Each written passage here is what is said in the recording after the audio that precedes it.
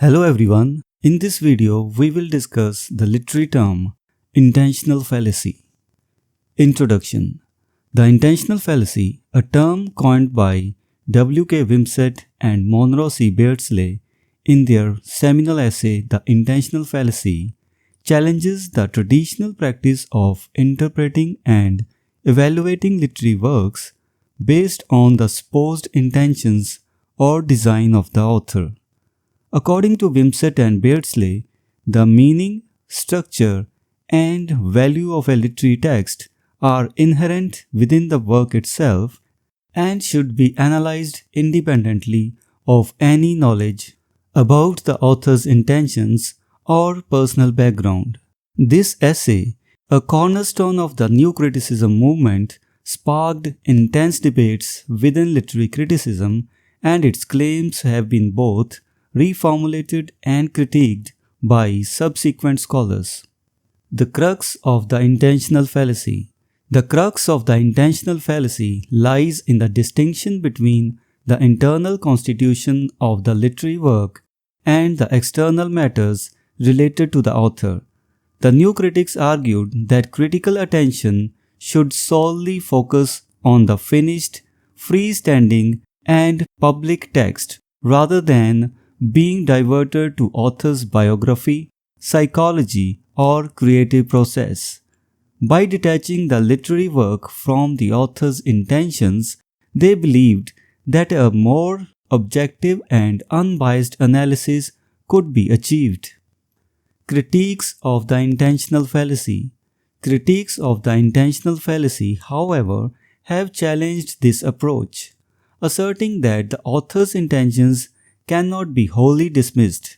They argue that in certain cases, the author's expressed statement about his artistic intentions can be valuable evidence for interpreting a literary work. However, this evidence should not be determinative on its own. It should be analyzed in conjunction with other elements present in the text, such as linguistic and literary conventions. E.D. Hirsch's objective interpretation provides a detailed objection to Wimsatt and Beardsley's original essay, arguing that author's intentions are essential to understanding a text's meaning and that they should not be disregarded. Hirsch advocates for a more author-centered approach to interpretation. Ongoing debate and diverse perspectives.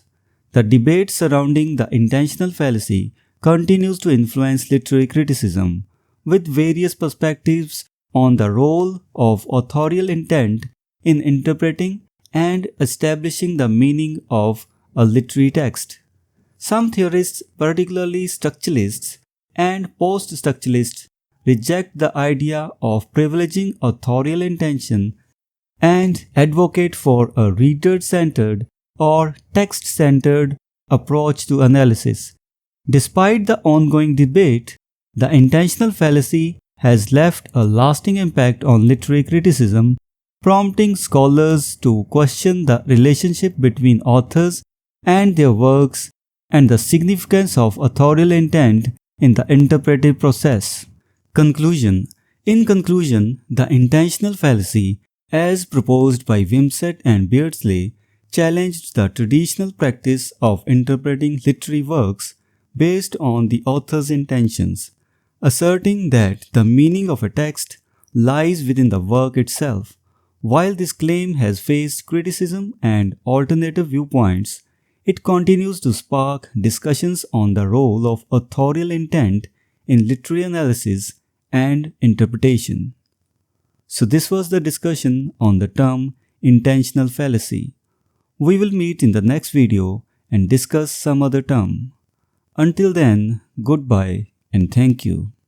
Hello everyone, welcome to this series on literary terms and literary theory.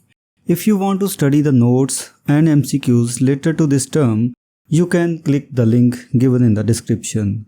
We are also going to start our online and offline classes for UGC NET for English literature very soon. So stay connected with us.